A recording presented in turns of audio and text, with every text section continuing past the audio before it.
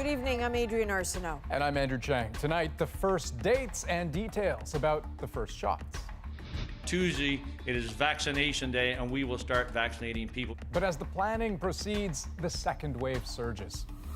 Tonight, an Ontario family mourns their 27-year-old son. Calls for help in a Manitoba First Nation.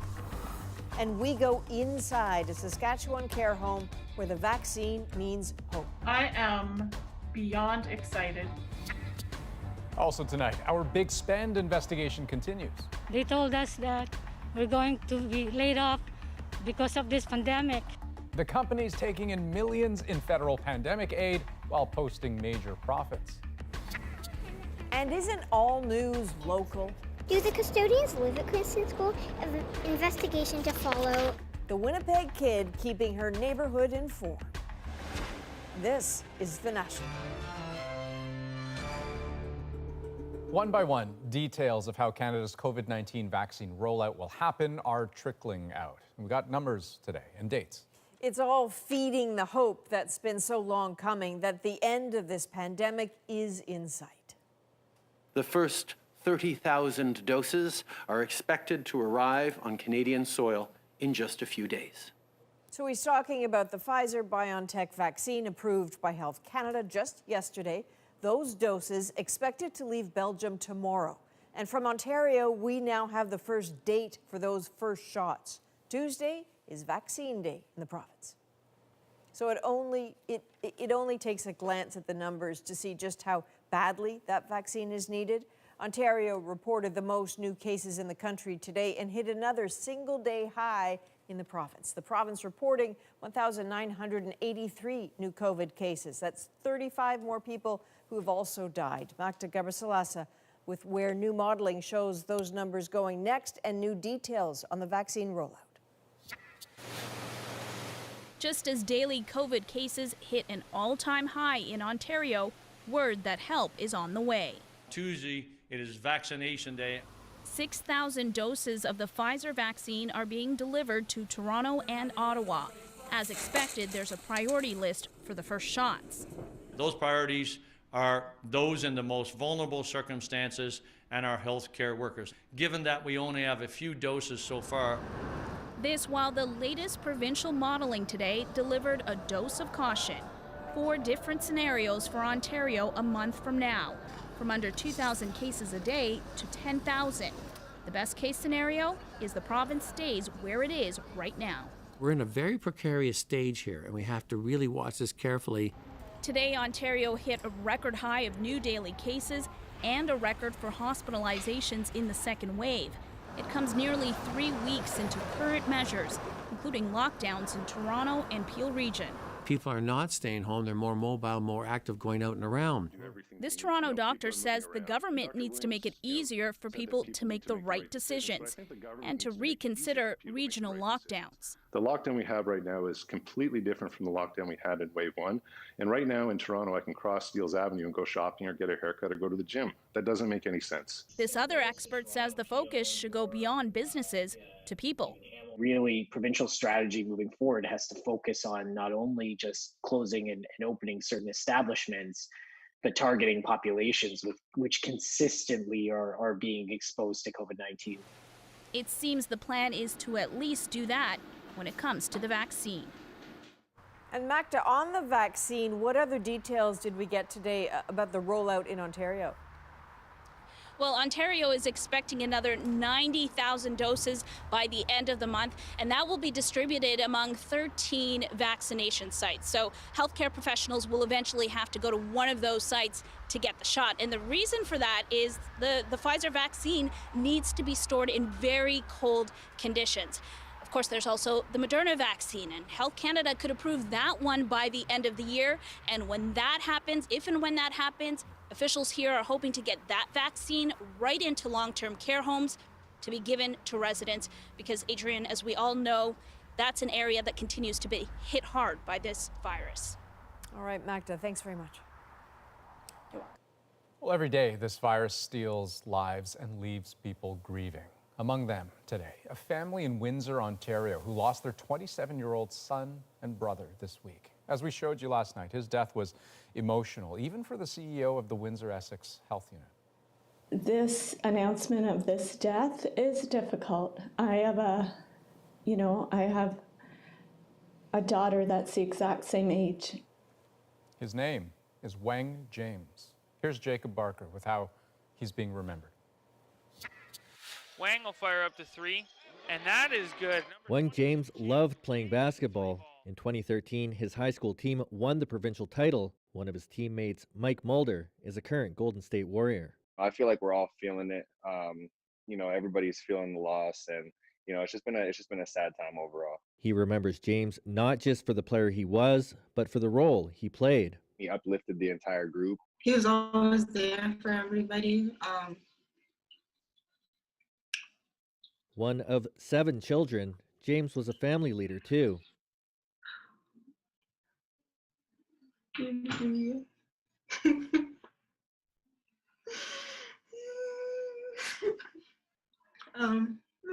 was very generous.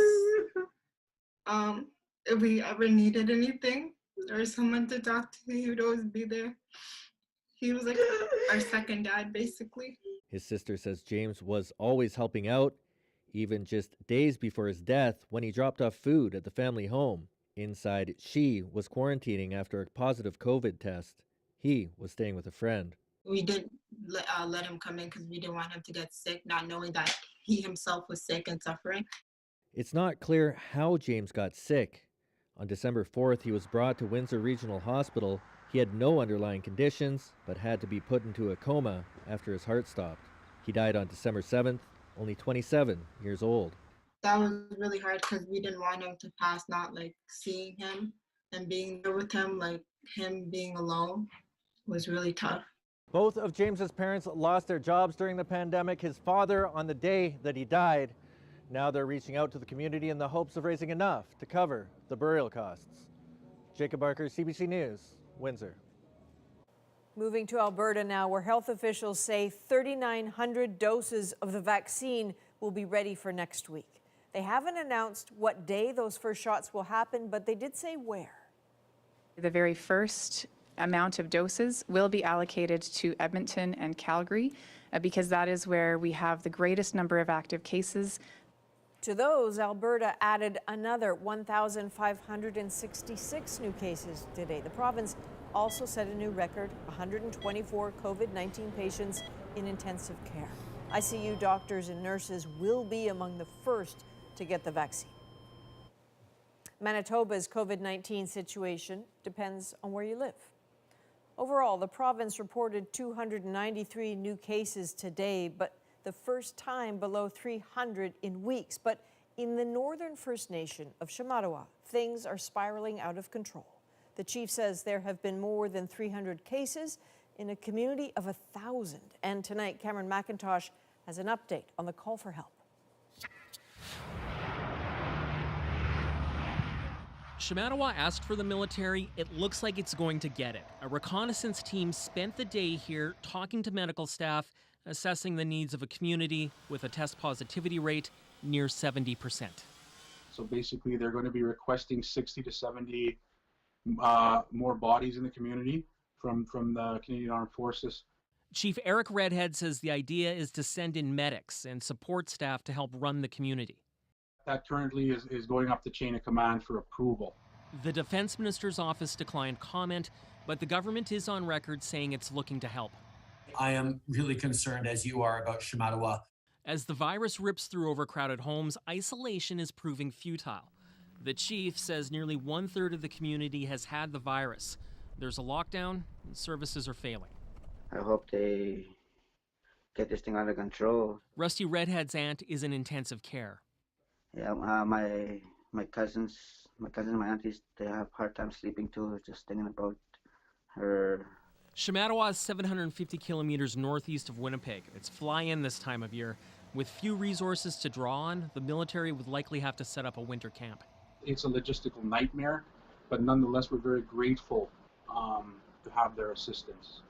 Meanwhile, the community's oldest and most vulnerable are slowly being brought to Winnipeg to isolate, ensuring their safety, another logistical challenge as Shamattawa grapples with the virus. Cameron McIntosh, CBC News, Winnipeg.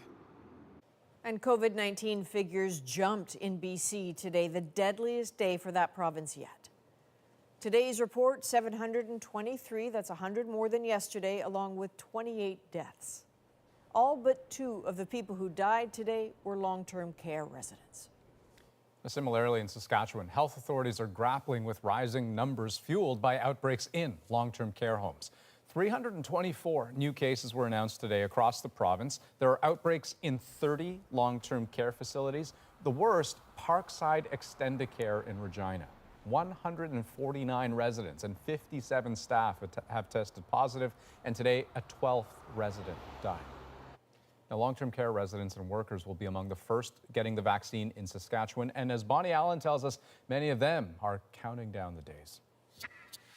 Inside this long-term care home, 74-year-old Ross McKay is eager to be among the first to get the shot and reclaim his freedom. Well, I might be able to go outside or go away from here. I've been married for 53 years and I haven't had coffee with my wife since last March. With the vaccine, he might reunite with his wife Carol early in the new year. I would give her a hug and then I would go for coffee. Long-term care home nurses are also near the front of the line. I am beyond excited to know that it's coming, and it's coming so soon. Saskatchewan will begin with a pilot project next week here at Regina General Hospital. 1,900 healthcare workers who test or treat COVID-19 patients will get the vaccine. That likely includes cardiologist Andrea Lavoie. I am very anxious in terms of wanting to get it so that I can do more for patients with COVID-19. If her name is on the list, she's ready. We always worry about bringing things back to our families. So this certainly will put our minds at ease that we can care for patients and not increase our risk. Phase 1, that could begin at the end of the month, will immunize 101,000 people in the province, including everyone over the age of 70. First responders are not mentioned in the plan, and that's okay with Regina's police chief. I'm pretty proud of the work that we've done to be able to keep our staff safe. And so you're not going to see us pushing necessarily to the front of the line. Back at Sherbrooke Community Centre, they're counting on the vaccine to change one simple thing. It's the hardest thing to say, I can hold your hand, but I can't give you a hug. It's the hardest thing to say that to an elder, and I'll probably cry now. And after the vaccine, lots and lots and lots of hugging. Bonnie Allen, CBC News, Regina. As we all await the vaccine, CBC News is also looking back and breaking down some of the record spending we've seen during the pandemic. A CBC News investigation, The Big Spend, has tracked down some $240 billion, which has flowed out of Ottawa and into more than 100 different measures and programs since mid-March. So tonight, we take a closer look at the federal wage subsidy, $50 billion paid out from Ottawa to help businesses keep workers on the payroll. Some are now questioning who is getting that money as billion-dollar corporations thrive while their employees get laid off. Simon Nakaneshny has the details. Annette Reyes was cleaning offices above Toronto's Eaton Centre when the pandemic hit. Her boss, a billion-dollar company called GDI, said it couldn't afford to keep her. They told us that we're going to be laid off because of this pandemic. Reyes and her partner Grace, also a cleaner at GDI, had to go on CERB to make ends meet and to keep sending money back to their adopted daughter in the Philippines. If it's been a tough year for Reyes, it's been a very good year for GDI. While some of its divisions like mechanical services suffered major revenue loss, other parts of the corporation thrived, especially those that did disinfection and sold personal protective equipment. Overall, the firm had a record quarter from July to September, making $31 million in net profit so far this year, helped by almost $30 million in federal wage subsidies, which it qualified for through its money-losing subsidiaries. A CBC News investigation found multiple firms such as trucking giant TFI and furniture superstore Leon's got millions in wage subsidies, then went on to post big profits. Some bought back shares, paid down debt, or paid millions of dollars in dividends to shareholders.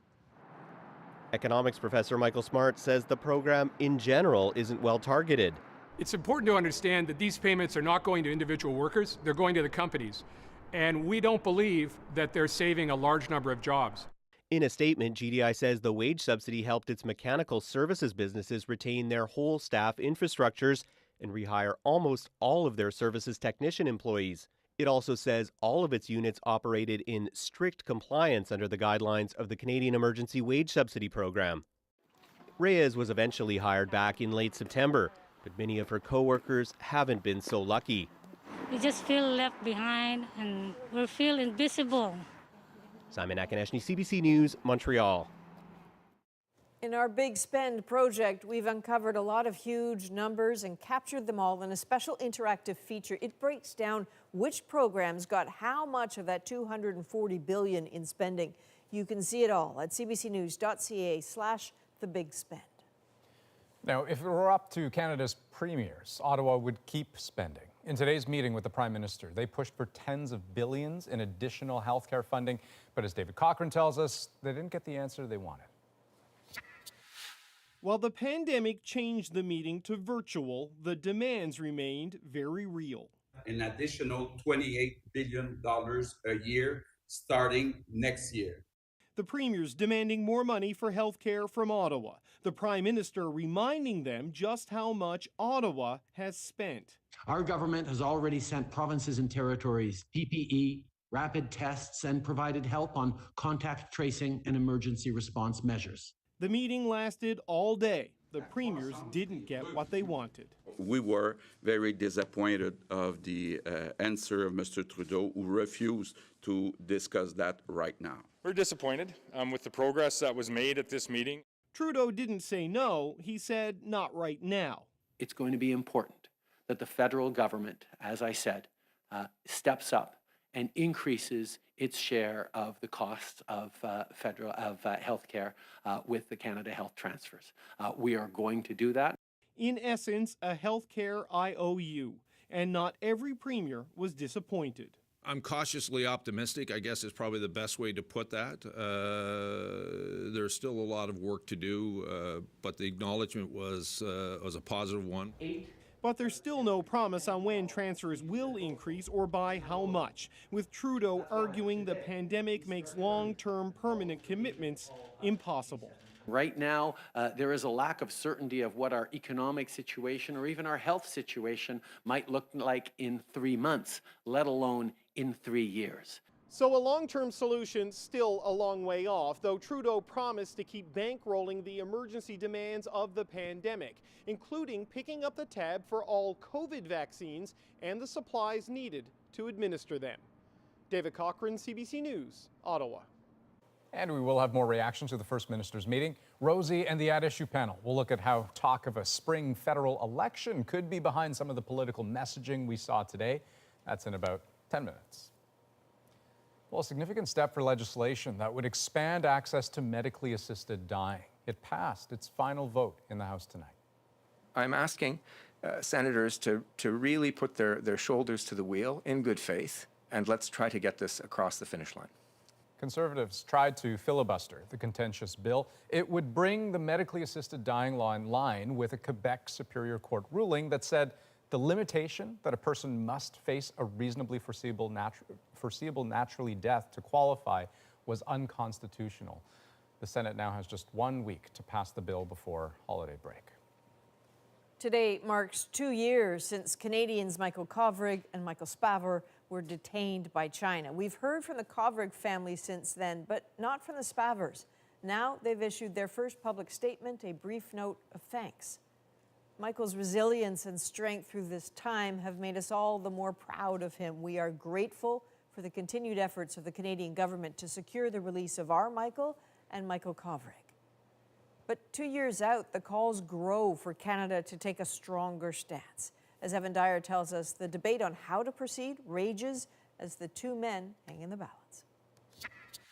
It is taking a toll. This has been an incredibly challenging 2 years for him and for all of us out here who are fighting for his freedom. For 2 years, Bina Najibullah has campaigned tirelessly, not only for her own husband, but also for Michael Spavor. And yet, freedom seems no closer. And we will continue to do whatever we feel gives the best chance of bringing them home. We would have looked to work with the United States and other countries on a Magnitsky sanction approach. Magnitsky sanctions target individuals. Today, a European human rights group delivered a legal brief to Global Affairs Canada that argues for just that approach and names 2 Chinese officials as potential targets. Peter Dahlin heads Safeguard Defenders. He's a Swede who was himself detained in China in 2016. I only spent a little bit less than a month inside a suicide-padded cell in southern Beijing in a facility that is probably the same facility where Michael Kovrig was kept for his first 166 days of disappearance. As a former prisoner himself, Dahlin is sensitive to arguments that a tougher approach could end up hurting the detainees, but he doesn't believe it will. More diplomatic pressure improves the treatment inside in every single known case. So the idea that quiet diplomacy would ensure better treatment inside for the 2 Michaels is simply not true. Deploying Magnitsky sanctions, however attractive it may be, to strike back. If you're targeting the very people involved in the detention, to expect those same people who are going to be in power to then cooperate is maybe a wishful thinking. But there's no sign of any end to their ordeal. And today, Chinese officials said that even the release of Meng Wanzhou in Canada would do nothing to affect their situation. Evan Dyer, CBC News, Ottawa. Around the world, the logistics of the COVID-19 vaccine rollout are enormously complicated. So next, a glimpse at that critical supply chain and the people who make it work. Did you ever think you'd be making dry ice for a vaccine that could save the world? Susan Ormiston looks at the challenges ahead. The PEI business owner who jumped in to help. You know, we thought, well, does the province have this kind of equipment? And if not, would they like to borrow ours? And At Issue is here to talk about the vaccine rollout and how it's playing politically. We're back in 2.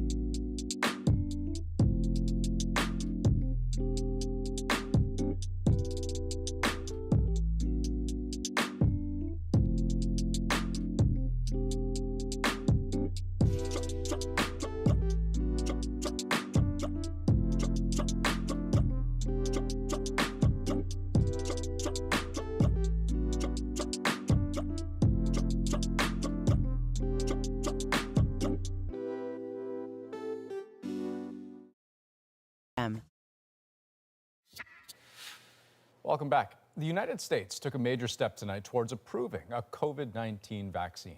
A government advisory panel voted to endorse the emergency use of the Pfizer-BioNTech vaccine, paving the way for Americans to begin getting shots as early as next week. But once approved, the monumental task of delivering the vaccine still remains. Susan Ormiston shows us how small players are helping perfect the so-called cold chain of delivery on both sides of the border. Dry ice is suddenly hot. one critical element in distributing the first vaccines, which have to be moved and stored hyper cold. So, Reggie, how is this part of the pandemic? We understand that the Pfizer vaccine needs to be at 94 degrees Fahrenheit below zero. Dry ice is 109 degrees below zero. So who will be your customers for this? Mainly pharmacies, shippers like couriers, and the hospitals. The Pfizer-BioNTech vaccine will come to Canadians from Belgium and to Americans from U.S. plants. It ships frozen in vials of 5 doses each. Special thermal shippers will carry it on planes. Once delivered, Canada has purchased 26 ultra-low temperature freezers, but where that isn't in place, dry ice can supplement. At this point, many of them aren't sure exactly on the details of what they're doing.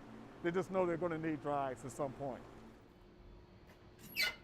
When liquid carbon dioxide is tightly compressed, it turns the gas into solids. Not new, the polio vaccine back in the 60s was delivered in dry ice boxes. So much of this cold chain is time sensitive. This dry ice can keep that vaccine at cold enough levels, but it does evaporate. So on a regular basis, it will have to be replaced. Once a vial is defrosted, ready for injection, it has only a 6-hour life. So it's not like you can then store the vial again and use it the next day. It is a challenge. I mean, the world essentially has never undertaken something like this on this scale. Within days, remarkably, these vaccines will be on the move. Did you ever think you'd be making dry ice for a vaccine that could save the world? Never thought of it. It's just an amazing thing that has changed, and we're glad that we can help. Susan Ormiston, CBC News, Washington. Well, storing the new vaccine just got a whole lot easier on Prince Edward Island thanks to the kindness of a local business owner. This is bluefin tuna, and this is the Pfizer vaccine. Not much in common, except, of course, both need to be stored in super cold freezers. We thought, well, does the province have this kind of equipment? And if not, would they like to borrow ours? And the equipment that we have is actually laboratory grade super freezers. So it fit the bill perfectly, and they asked if they could use them. And I said, of course, most certainly. So with a whole lot of shrink wrap, 2 precious freezers were packed up and shipped off to Charlottetown on loan for free. I just say it warms your heart, particularly with Christmas just around the corner, knowing that somebody out there would be so kind, so grateful, and just so helpful. Call it a province-sized pandemic Christmas present. And still ahead on the National, CBC News investigates why a contractor embroiled in a legal fight in Alberta made a court appearance today in California. First, though, Rosie is here with that issue. Adrian, we're going to talk more tonight about the fallout from today's First Minister's meeting, from Ottawa's message to the Premier's, what their competing priorities could mean for the path forward. Chantal, Andrew, and Althea will join all of us after the break.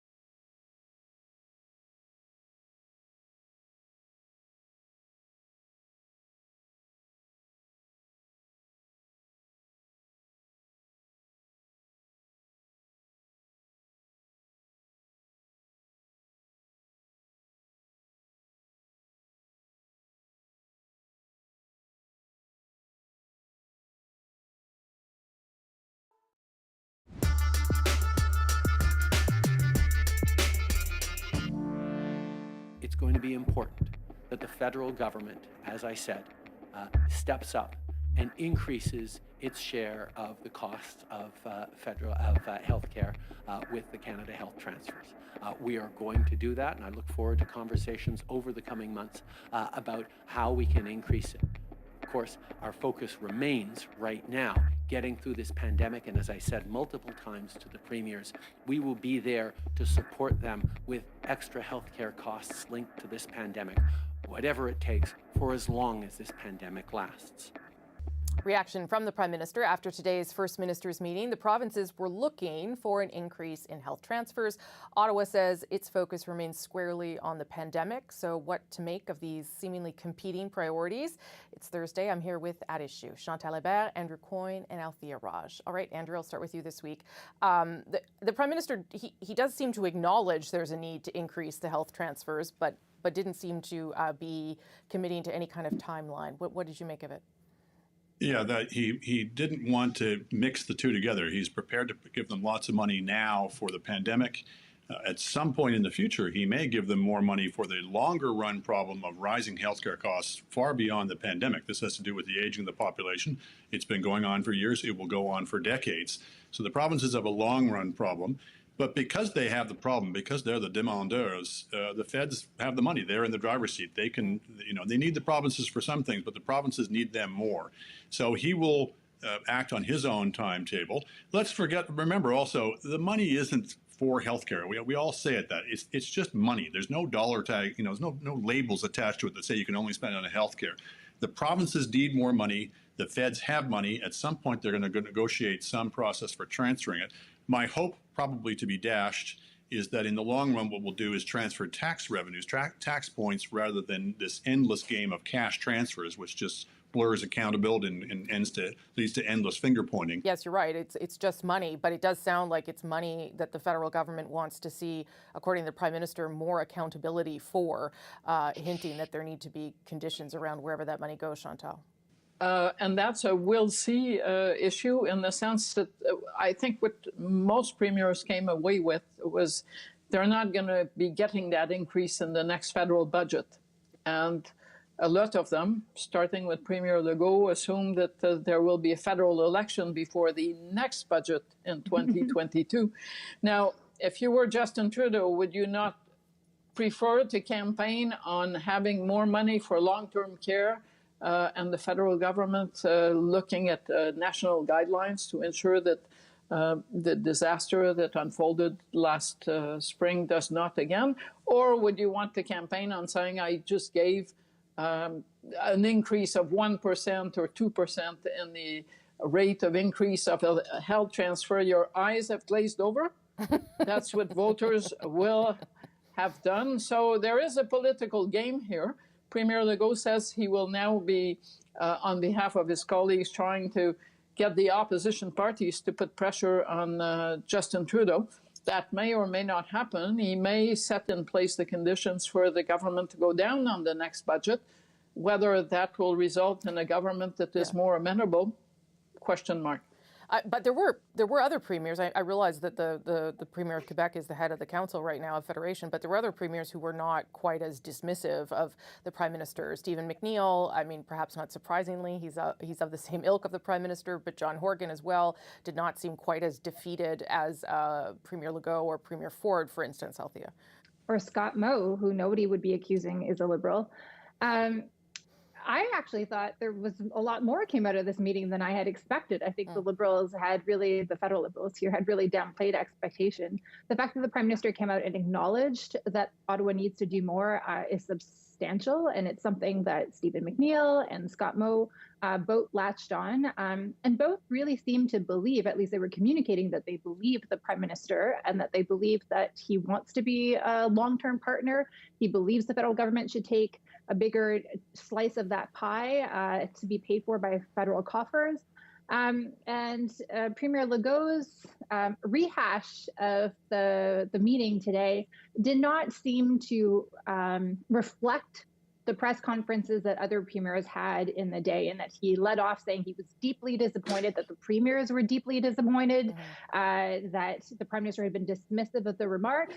the Prime Minister in his remarks actually said that if the premiers had been willing to make a deal on long-term care and pharmacare, he seemed to be willing to have made a deal. But I completely agree with Chantal. I think election politics is playing into this. I think the federal Liberals don't want to be pegged to a timeline that might interfere with a promise that would be in a Liberal platform. And Mr. Legault also is playing politics and trying to convince, in this case, the federal Tories to promise an increase in federal transfers in their next election platform. The other part of that conversation today, what we're led to understand, the vast majority of the morning was spent on vaccines as all the provinces get ready to roll out vaccines next week. I want to do one go round on how the federal government managed these announcements this week. Here's the Prime Minister reacting to that news yesterday. This is a big deal, Mr. Speaker. It is a good news day for Canadians. We will see 30,000 vaccines begin to arrive next week, with many more on the horizon. But we are not through this yet. We've got a tough winter to get through. It was interesting. Obviously, I mean, it's a win for the country. It's probably a win for the government too, Andrew. But it was interesting to see the politics of how this unfolded this week and the way the federal government positioned themselves around it. Yeah, well, it was the Prime Minister himself who was saying not too long ago that we weren't going to see vaccines till sometime between January and March. That remains mostly the truth. We're going to get an early shipment of 250,000, I think it is, vaccines that came out of somewhere. There was a lot of suspicion afoot. This was essentially got up on the fly so they could have something to say to the opposition. Whether that's true or not, we shall see. But the proof is going to be what happens in the months to come. Do the vaccines that we've ordered, do they show up? Are they distributed in a timely fashion? Do they get them into people's arms in some large proportion of the population? And right now, the schedule is, the last I heard was, it's still the same, as we're going to have enough for maybe 3 million Canadians by the end of March. We'll see how that stacks up against other countries. Right, but Chantal, the whole idea that Canada has no plan or Canada's at the back of the line, I mean, that doesn't seem to be factual at any rate right now. Well, it was great political management. There was a horse before the cart moment. You have the Prime Minister laying out how many vaccines are going to be distributed across the country before the end of this year, before Health Canada actually approves a vaccine. You would have thought normally that it would be the other way around, but politically, if you want to gauge the success of an operation, you go to question period and you look at how many questions the opposition still wanted to ask after that announcement that there would be a rollout in December. The answer to the question is no questions from any party except the Conservatives, and very few of those. Yeah. I mean, the questions from the Conservatives swapped from where is the plan as all the first questions to, hey, what about the wage subsidy? Althea, how do you think the government managed that? It's another example, just like the previous example we've just been talking about, of downplay expectations and over-deliver. I mean, you had the Conservatives in the House of Commons over the past several weeks accusing the Liberals of being incompetent, of imagining the issue, of saying that Canadians were going to be vaccinated in 2030. You were listening to Michelle Rempel. And then lo and behold, Health Canada approves the vaccine before the FDA. So it's in some ways, the Conservatives allow the Liberals to look a lot better than they otherwise would have. And I wonder what it tells us, though, about the risks of criticizing a plan like this with so many unknowns. Chantal. So, yes, here was the big risk, and it turned out to be a real risk. If you start criticizing and predicting the future on an operation like the vaccine deployment, you are taking a risk, in this case, that kind of backfired. The fact is that if the Liberals mess up the vaccine deployment, if that trickle in December does not turn into a river in January, February, March, judgment will be cast on them regardless of what the opposition has to say, and they will be judged harshly. So there is a point where it's worth just holding your breath and not predicting doomsday scenarios that allow the government to actually look good when it's not, Superman didn't come out of a phone booth this week. Yeah. Well, it works in reverse, though, as well, which is if you take a victory lap before you've actually delivered, that can also come back to haunt you. Okay, we'll leave it there this week. Thank you all. Appreciate it. Before we go, though, make sure you subscribe to our podcast where we've got extra content, including the panel's take on this story. The House has just voted in favor of moving C7, the medical assistance in dying bill to the Senate. Senate's now under some pressure to get that passed, though. You can look for this on any major podcast app, our website, cbcnews.ca/thenational. And one more thing, the At Issue panel wants to hear from you, honest. Send us your political questions about the year that was and what's next for 2021, hopefully a better one. You can email us at thenational@cbc.ca, message us on Instagram, and with that, I'll send it back to Adrian and Andrew in Toronto. Okay, thanks very much, Rosie. Well, first, their lives were turned upside down by the Fort McMurray wildfire. Now they say they are stuck in legal limbo. We can't sell our house, we can't move, we can't do much. Why they say they were left without recourse. And meet the next giant of Canadian journalism. We'll introduce you to Hattie Hawthorne. That's coming up.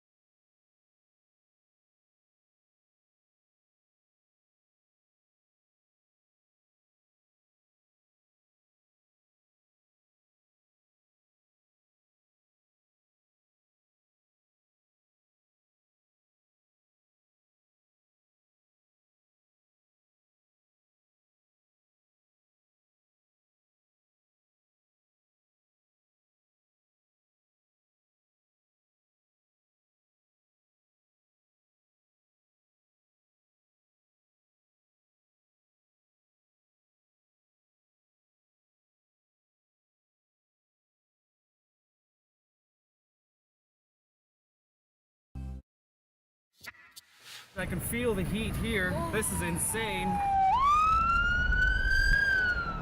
These are images that are difficult to forget. The race to escape a wildfire as it ripped through Fort McMurray.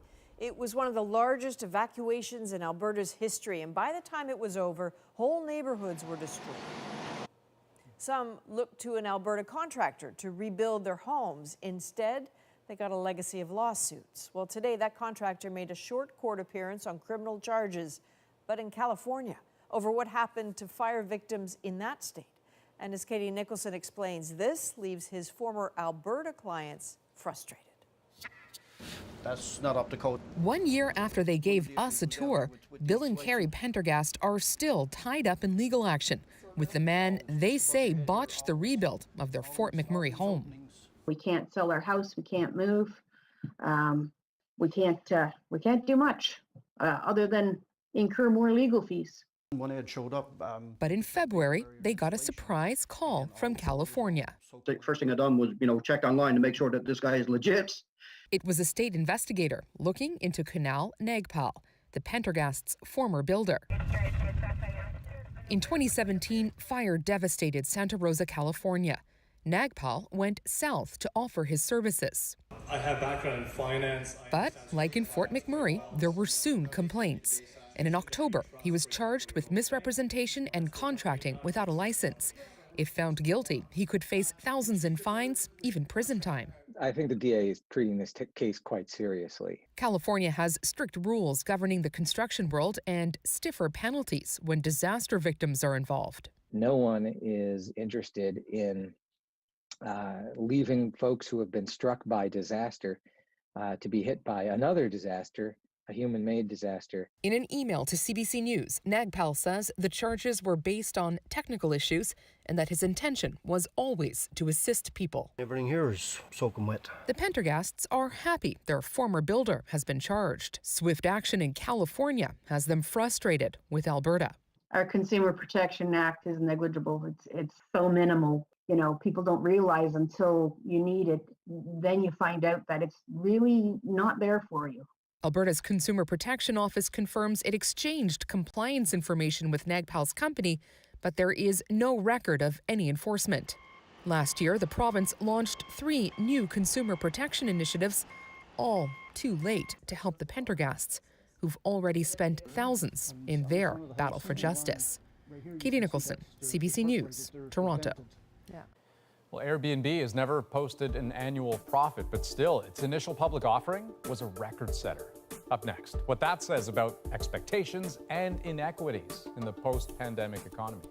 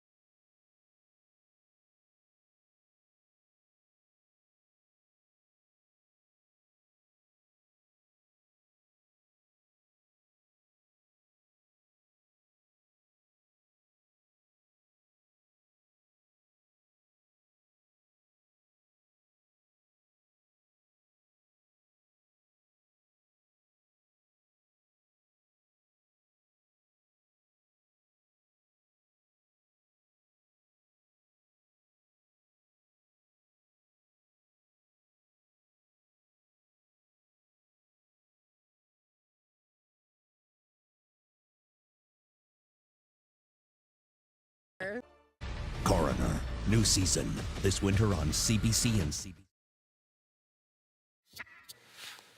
Short-term rental company Airbnb set a record in its initial public offering today. Its stock more than doubled, despite never having posted an annual profit in its 12-year history. And as Peter Armstrong tells us, it shows us a tale of two economic realities and a gulf that the pandemic has widened. Airbnb didn't ring the opening bell on Wall Street this morning. Instead, it had its hosts ring their doorbells around the world. The company was founded back in 2008 by an unemployed Brian Chesky and two roommates. Are you at all concerned? Today, before shares started trading, Chesky was on Bloomberg TV and was told the value of his company would likely come in around $90 billion US. That's the first time I've heard that number. The price actually went even higher. It soared to more than $100 billion at one point. It's a lot of money for a company that has never turned a profit. Airbnb's legal findings for the IPO said, "We have incurred net losses in each year since inception, and we may not be able to achieve profitability." After years of expansion and years of loss, Airbnb was clobbered when travel was all but shut down during the pandemic. But the company pivoted to focus on local travel once the first wave of restrictions was lifted. People are doing less long-distance traveling, more short-distance traveling. They are quarantining outside of their families' places. Analysts say many tech companies have built themselves up without a profit. The real question is whether Airbnb can make money down the road. If they can survive 2020 and actually show some positive momentum, what can they do in a normal market? But what is normal now anyway? The economy has been absolutely crushed by COVID. Millions of people lost their jobs. Millions are still struggling. The stock markets are setting records. And it is important to make that differentiation between the stock market and the economy, because they're not even close right now. Right now, there are two economies and two recoveries. Those who could work from home with investments going way up, and laid off workers struggling just to get by, for whom an IPO may as well be taking place on a different planet. Peter Armstrong, CBC News, Toronto. Up next, an up-and-coming journalist with lots to say. Recipes, crafts, interviews, Hattie and her self-published newspaper are next.